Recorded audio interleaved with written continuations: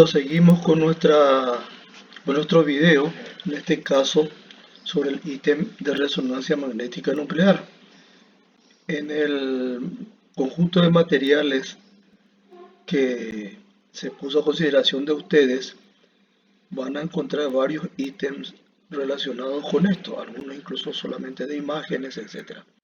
Pero dentro de todo lo que me parece más ilustrativo, como para entender los principios funcionales de este método de obtención de imágenes médicas, esto que vamos a utilizar, creo que es, o sobre el cual vamos a opinar, creo que es el más ilustrativo y el más entendible, porque es una cosa sumamente compleja, con mucho más parte de física y física nuclear encima, que el resto de los elementos o máquinas utilizadas como coadyuvante para imágenes coadyuvantes de diagnóstico. Así que vamos a ir viendo entonces que empezamos la explicación de la resonancia magnética nuclear con lo que es el átomo, ya es cosa conocida por ustedes. En la parte del núcleo con los protones que siempre tienen carga eléctrica positiva, eso no es posible modificar. Y ese protón o esos protones, en este caso en singular, porque vamos a ver después el por qué, es el que se constituye en el elemento, digamos, básico sobre el cual se van a elaborar las imágenes de la resonancia magnética. Ahora vamos a vamos a describir una de las cualidades de los protones. Son estructuras que, como habíamos mencionado al hablar de radiología convencional, de que hay una ley de la electricidad que dice que los elementos, los cuerpos, las partículas en este caso, que tienen carga eléctrica de igual nombre, se repelen entre sí.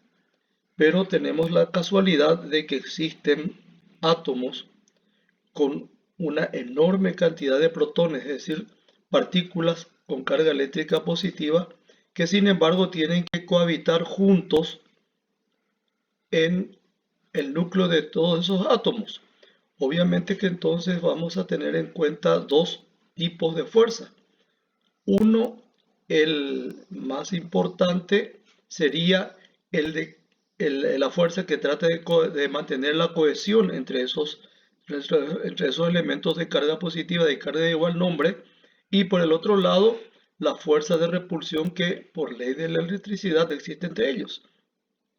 Eso crea un permanente, digamos, estado de tira y afloje, de movimiento, vamos a decir, al que están sometidos estos protones.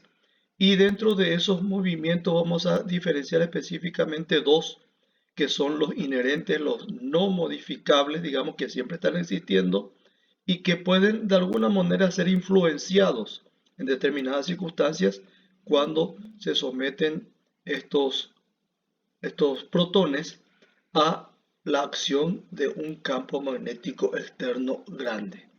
Estos protones entonces tienen un primer movimiento, que es el de giro alrededor de un eje, como el que tiene la Tierra, norte-sur en este caso, y ese giro alrededor de ese eje norte-sur, igual similar de la Tierra, se llama spin. Pero este movimiento, como todo cuerpo cargado eléctricamente, al ponerse en movimiento, genera una corriente eléctrica, obviamente que este protón, al realizar su movimiento de spin, que es movimiento innato para todo protón, genera entonces una corriente eléctrica, y toda corriente eléctrica genera un campo magnético. Así que vamos a resumir lo que acabamos de decir, que todo protón es una carga eléctrica en movimiento, carga positiva, y a ese movimiento se le llama spin. Una carga eléctrica en movimiento genera una corriente eléctrica, y toda corriente eléctrica genera un campo magnético. Por eso al protón se lo considera como un pequeño imán. Cuando colocamos a un protón o a un conjunto de protones en un campo magnético, bajo la influencia de un campo magnético externo, que sería en este caso el la máquina, el equipo de resonancia magnética en una de sus partes componentes fundamentales, que es el electroimán gigante, si colocamos a estos protones bajo la influencia del campo magnético generado por este electroimán gigante, vamos a ver qué ocurre. Los protones que poseen su propio campo magnético se van a alinear de acuerdo al campo magnético externo, es decir, de acuerdo al norte-sur propio del campo magnético externo, que es el electroimán del equipo. Pero tenemos que no todos los protones obedecen a la regla impuesta por este campo magnético externo.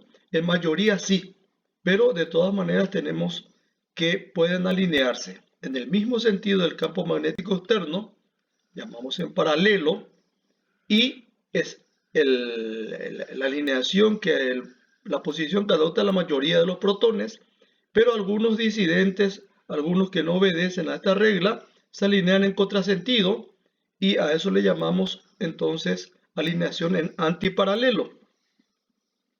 En el primer caso, aquellos que se alinean de acuerdo a las reglas del campo magnético externo, los protones que se ajustan a este proceso necesitan obviamente menos energía para mantener esta alineación, ya que dependen del estímulo, digamos, de la influencia del campo magnético externo. Hay nada más que se adecuan, obedecen a este campo magnético externo y ahí tienen entonces una posición en la cual su consumo de energía es prácticamente nada. Y en el segundo caso, aquellos pocos protones, digamos desobedientes, que se alinean en antiparalelo, que no respetan la influencia del campo magnético externo, ellos sí necesitan mucho mayor energía para mantener esta posición en contrasentido, por tener que oponerse a la tendencia natural que es la de alinearse en paralelo. Como ejemplo vamos a dar lo siguiente. Comparamos el primer caso de alineación en paralelo a un grupo de personas que caminan sobre sus pies de manera natural y por ello necesitan consumir menos energía. Y en el segundo caso, aquellos protones de alineación en antiparalelo correspondería al otro grupo de personas que caminan sobre sus manos. Esto requiere de mayor consumo de energía por ser una posición completamente anormal. Naturalmente, el estado preferido de alineación es aquel que necesita menos energía. Por eso hay muchos más protones alineados en paralelo en el mismo sentido que el campo magnético externo que en contrasentido o en contra de las reglas impuestas por el campo magnético externo. Serían los que se ubican en antiparalelo. Pero esta diferencia de quienes obedecen al campo magnético externo para su ubicación y las que no obedecen, los que no obedecen, protones que no obedecen, esta diferencia numéricamente es mínima, ya que aproximadamente por cada 10 millones de protones alineados en paralelo, hay solamente 7 protones en antiparalelo. Aparentemente no tienen, digamos, numéricamente, no son prácticamente nada. Tanto los protones alineados en paralelo como los que lo hacen en antiparalelo tienen ahora sí, vamos a ver, un segundo tipo de movimiento. El spin era el que giraba, el del giro alrededor de un eje natural norte-sur, igual que el de la Tierra. Este segundo movimiento es comparable al de un trompo, la jerga clásica nuestra paraguaya, el trompo clásico, que además de girar sobre su eje, como sería el spin, también tiene otro movimiento cuando se desequilibra, aunque sin caerse, dibujando una figura imaginaria de forma cónica con el vértice que correspondería a la punta de la púa del trompo y la parte superior de madera, la convexidad superior, que estaría, digamos, bamboleándose, tratando de dibujar entonces en forma imaginaria un cono. A este segundo tipo de movimiento, que también es natural, normal en cada protón, el spin el 1, y este segundo tipo de movimiento se le denomina precesión.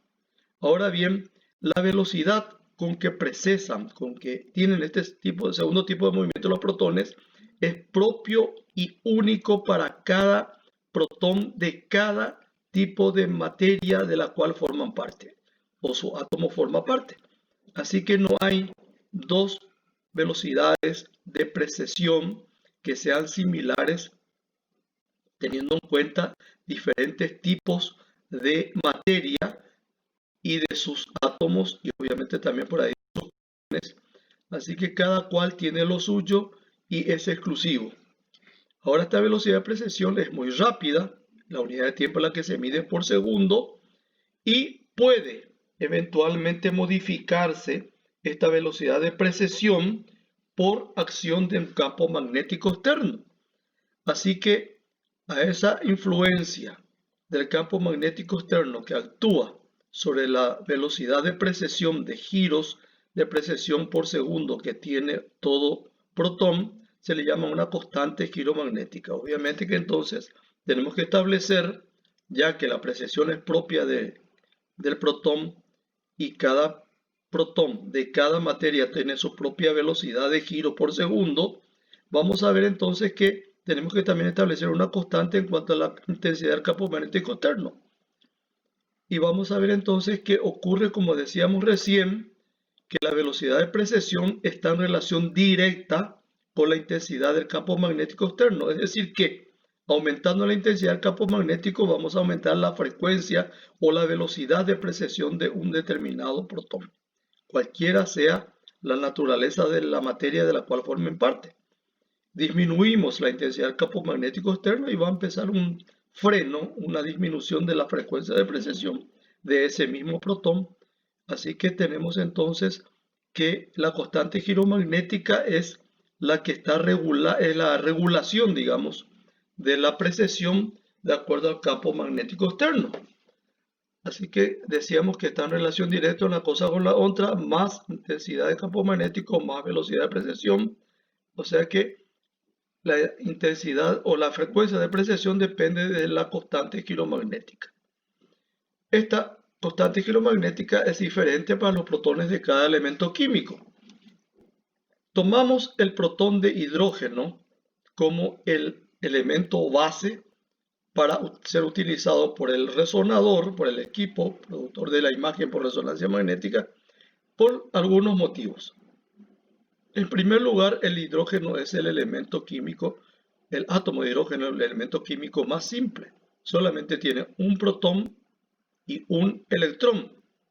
Carece de neutrones, entonces el balance eléctrico, la estabilidad eléctrica del átomo de hidrógeno está establecida cuando tiene un electrón girando alrededor de su núcleo de un solo protón.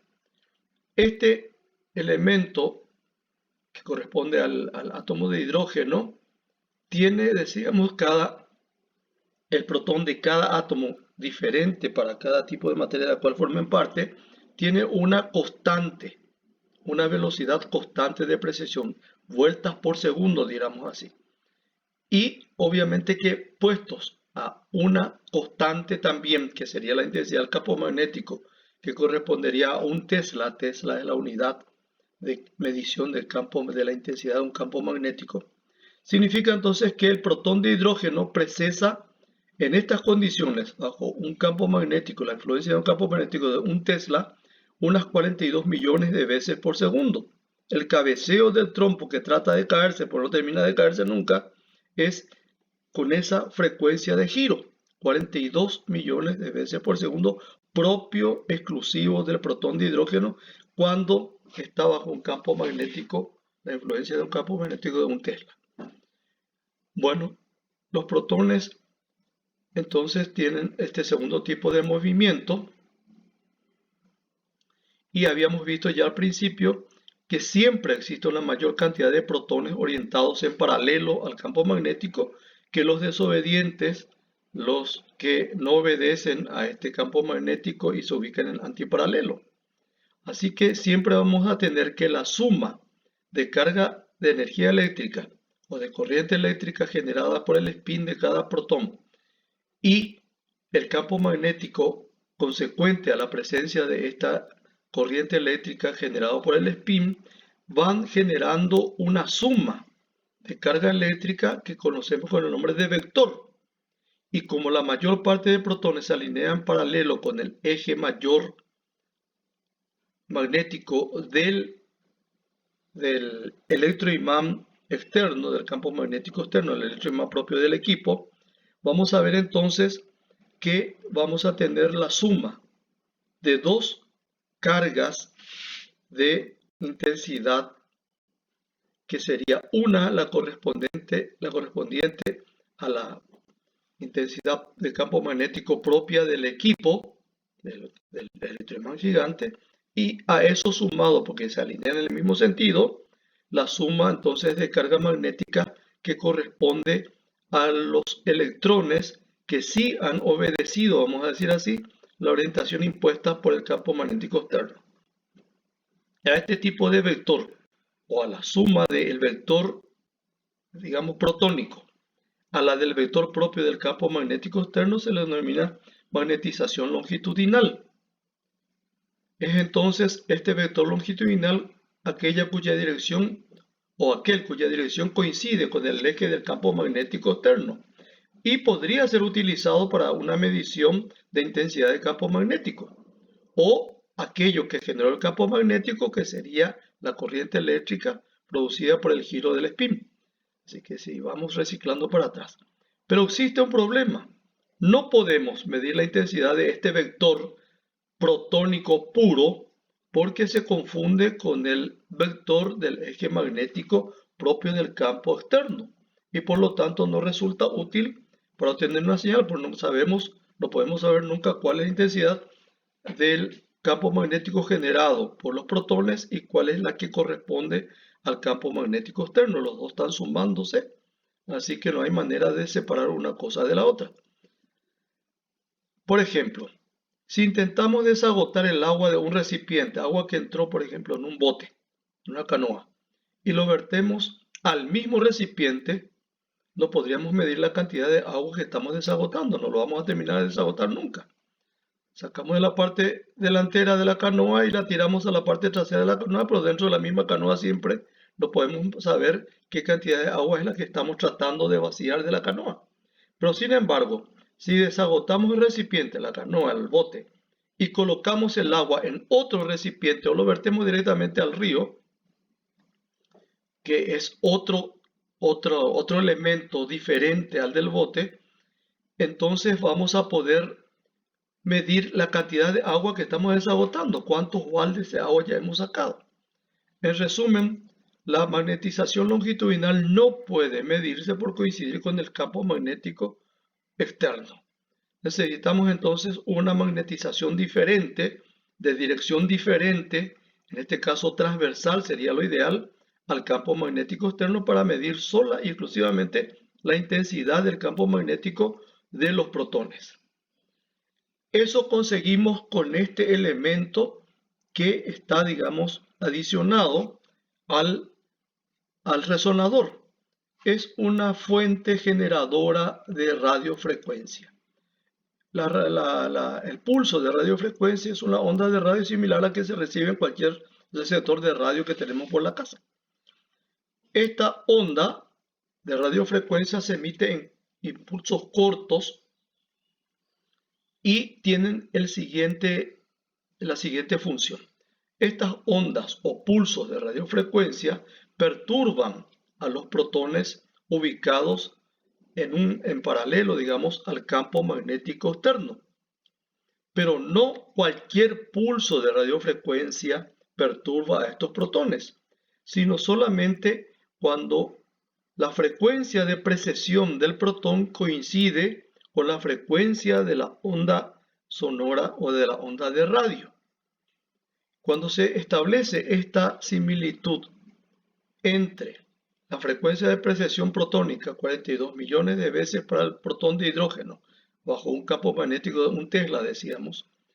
Entonces, cuando la frecuencia de la onda de radio coincide con 42 millones propios del protón, entonces esa similitud hace que la energía del pulso de radio sea captada por el protón. El protón es aquel que está en paralelo y que posee menos energía para mantenerse en esa posición. Y se produce entonces un intercambio por la captación de la energía del pulso de radio por esos protones de poca energía, ávidos de tener más energía, y cuando lo captan, cambian o se separan del eje longitudinal magnético del campo externo y generan su propio eje, su propio vector de magnetización generado por la precesión de los protones. Sería un ejemplo. Imagínense que usted va conduciendo su vehículo a velocidad determinada y otro vehículo en el que va un amigo desea entregarle un objeto cualquiera. Esta entrega sería posible solamente cuando ambos vehículos coinciden en la misma velocidad. En otras palabras, cuando la velocidad de precesión del protón coincide con la intensidad de la frecuencia de la onda de radio que se le ha administrado, digamos. En esa condición, entonces, el protón, casi vacío de energía, porque no la necesita para mantenerse en posición en paralelo, está entonces en condiciones de captar la energía procedente de la onda de radio, y ahí sí, adquiriendo esta nueva energía, va a ir dependiendo del eje magnético externo. Entonces, solamente cuando el pulso de radiofrecuencia y la frecuencia de precesión de un protón coinciden, es posible esta transferencia, este intercambio de energía. Y a esta transferencia de energía, este intercambio de energía de la onda de radio al protón, se llama resonancia. Esta captación de energía para algunos protones alineados en paralelo permite entonces, al cargarse de nueva energía, tratan de independizarse, y de hecho lo hacen, del eje magnético del campo externo, del electroimán gigante. Así que permite entonces que estos protones cargados con la energía nueva cambien de dirección. Este cambio de dirección de algunos protones resta, obviamente, intensidad a la magnetización longitudinal, que era la suma de los dos campos o ejes de magnetización, el de la máquina y el de los protones. Y ahora, al independizarse los protones, obviamente que disminuye la intensidad del campo magnético del aparato, del equipo, del resonador, y va apareciendo este nuevo vector diferente en su dirección transversal generalmente al primero del cual estaban formando parte.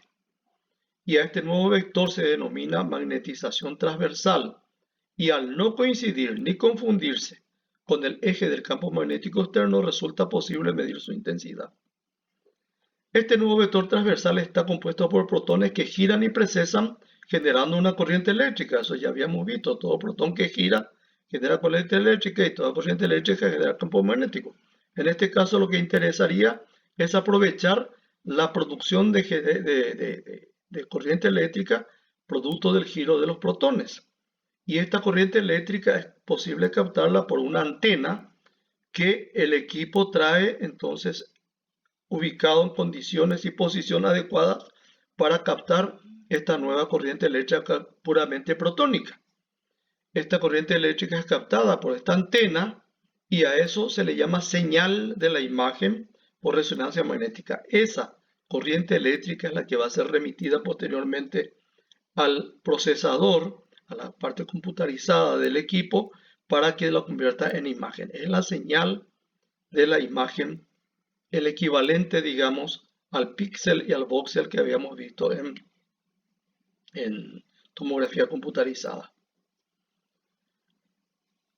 Sabemos que la frecuencia de precesión está en relación directa a la intensidad del campo magnético. Decíamos un Tesla para unificar la regla.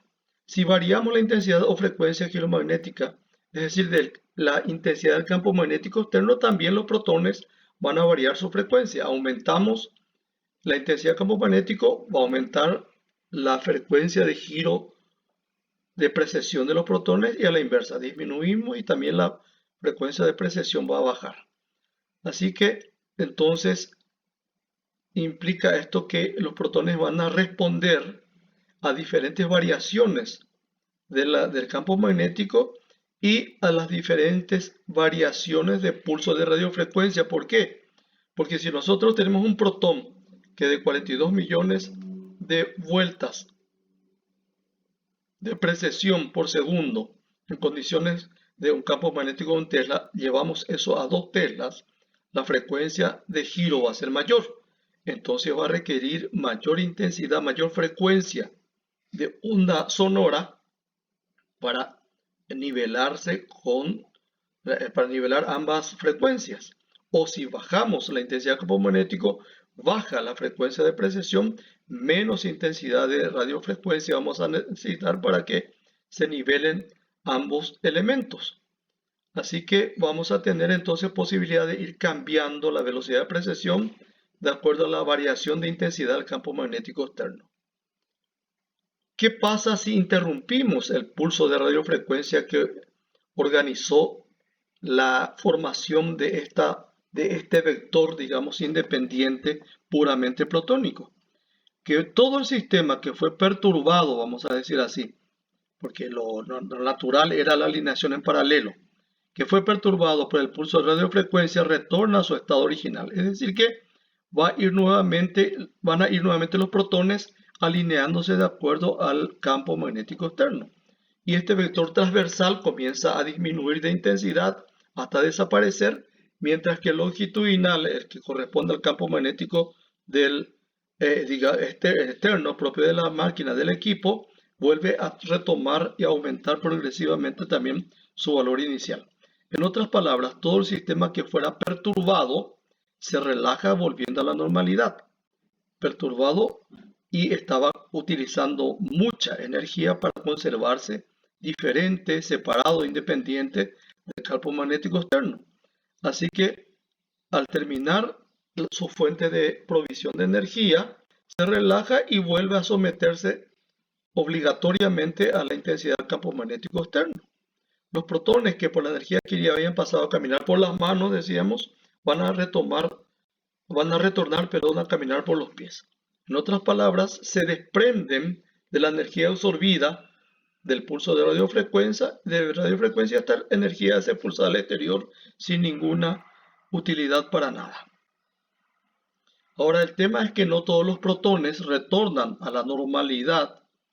No todos los protones se vuelven nuevamente obedientes con la misma rapidez y lo hacen de manera relativamente lenta, progresiva, medio perezosa. Así que si hacemos una gráfica de este proceso de retorno a la normalidad, veremos que es una curva ascendente, progresiva y va en aumento en relación directa al tiempo transcurrido desde el momento en que se cortó el pulso de radiofrecuencia.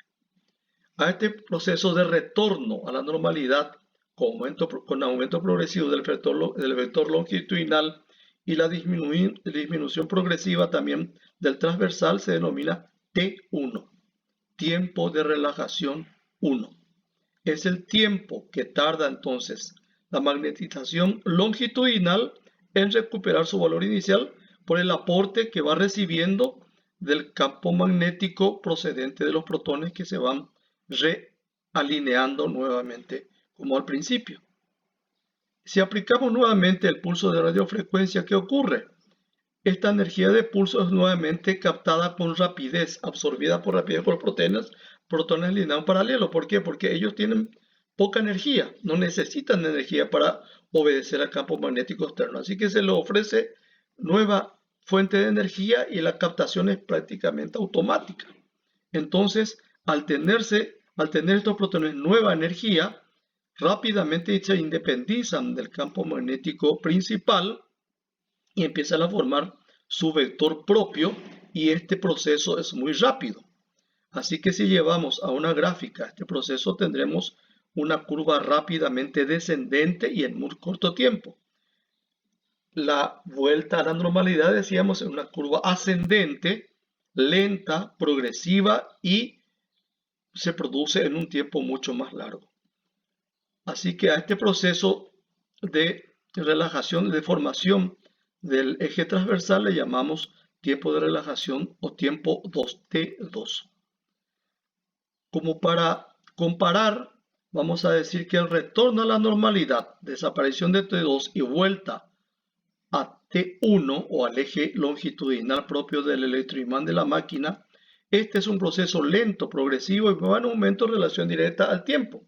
Podemos compararlo con el ascenso a una montaña, por ejemplo, subir el cerro de Cacupé es trabajoso, lento y progresivo.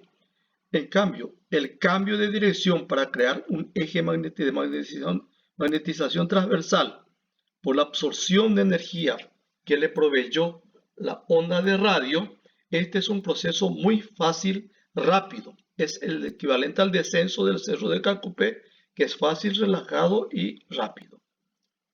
Así que lleva más tiempo. En cuanto a tiempo se refiere, comparativo se refiere entre ambos procesos. El de la formación y el de la desaparición del eje transversal, del vector transversal protónico. Lleva más tiempo subir a una montaña que descender de la misma.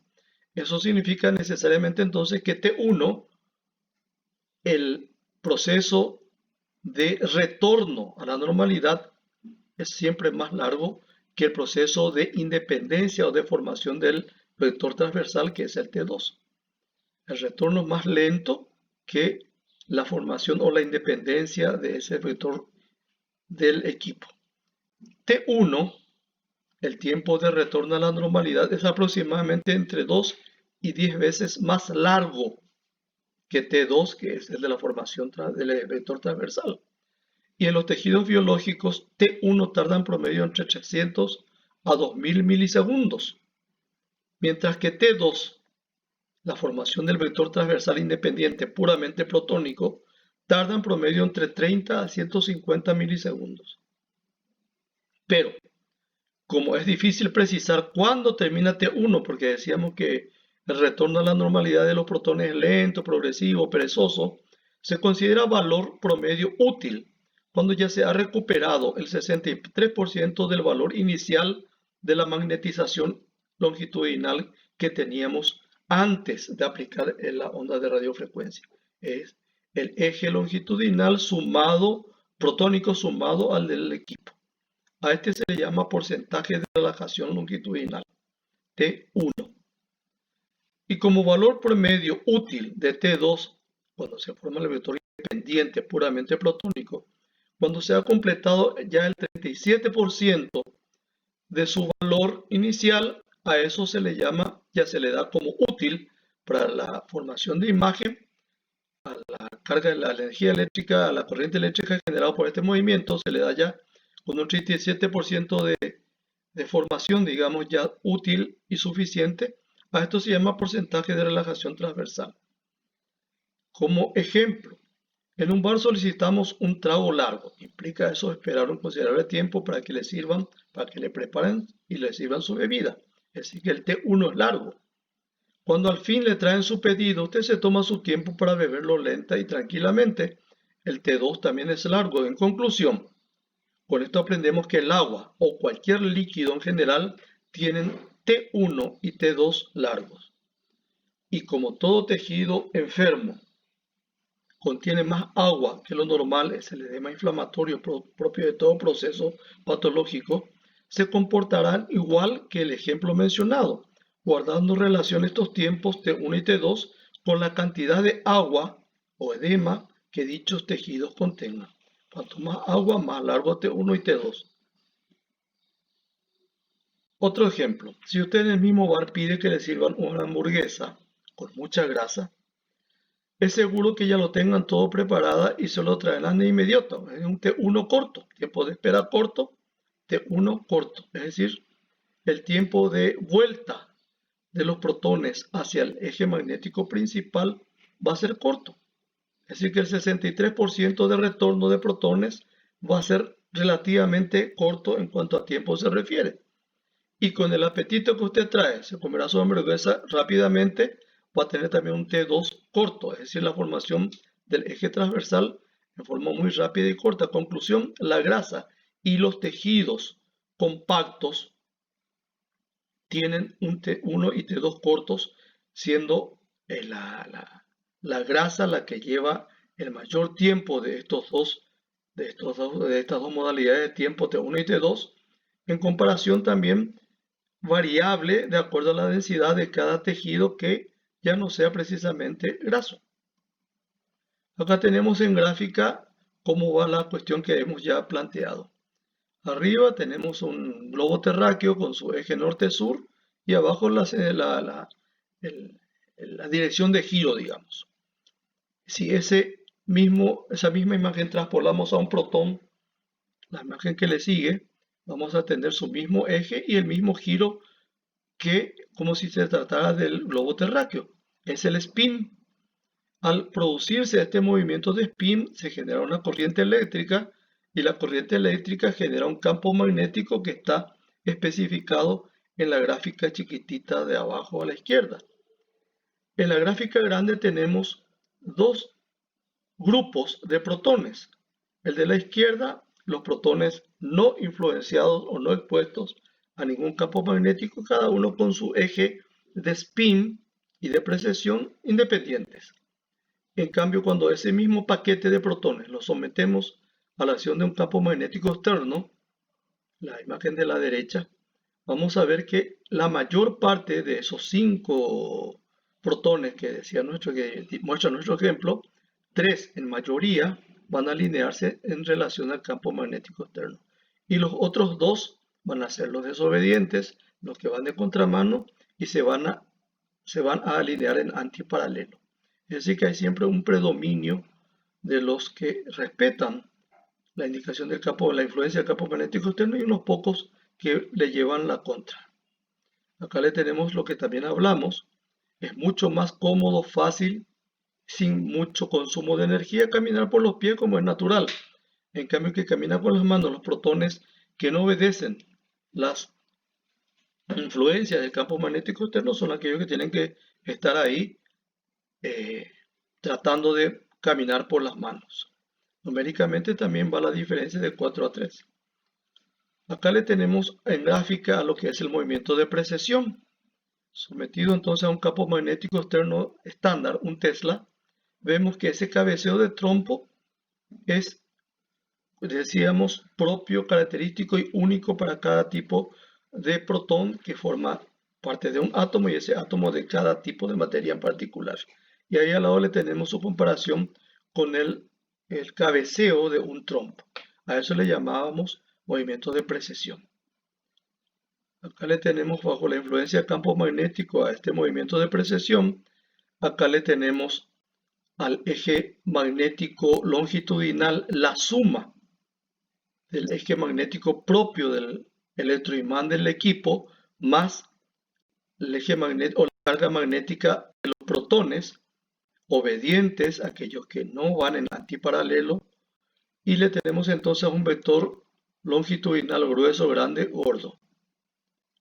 Acá le tenemos en el ejemplo que mencionamos también que no va a ser posible desagotar el agua del lago y verterlo nuevamente al lago, pero va a ser posible medir cómo vamos vaciando el lago si vamos sacando el agua y lo vamos vertiendo en un balde y de ahí afuera. Acá le tenemos al otro ejemplo de necesidad de coincidencia entre la frecuencia de la onda de radio y la frecuencia de precesión. Cuando las dos frecuencias, la de onda de radio y la precesión coinciden, entonces puede pasarse una encomienda, digamos, de la mano de un conductor del otro vehículo sin ningún problema ni temor de que eso se pierda. En cambio, si no hay coincidencia en la frecuencia de precesión del protón con la frecuencia de la onda de radio, la cuestión está en eso que estamos viendo ahí, de que probablemente la encomienda que quiera ser entregada no llega a destino y se pierda. Acá le tenemos nuevamente entonces a lo que estábamos mencionando. La imagen de la izquierda, un eje, un vector longitudinal gordo, grueso, grande. Y allá arriba, en zigzag, la onda de radiofrecuencia. Le aplicamos a ese eje longitudinal gordo, grueso, grande, la onda de radiofrecuencia.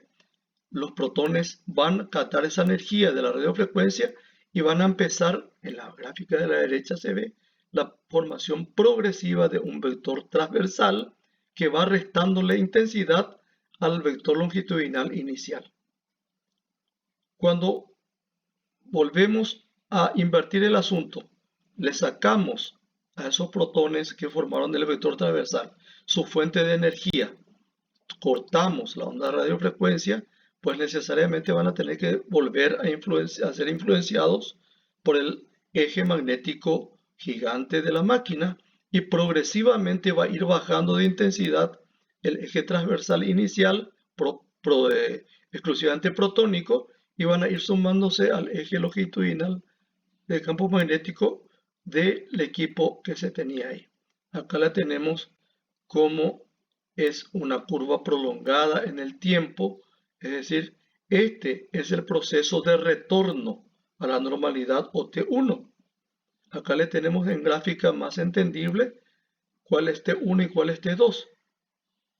T1 es el retorno a la normalidad, decíamos, los protones lentos, perezosos, van retornando a obedecer al eje longitudinal, al eje magnético del equipo y formar el vector longitudinal nuevamente. Así que es el equivalente a la subida al cerro.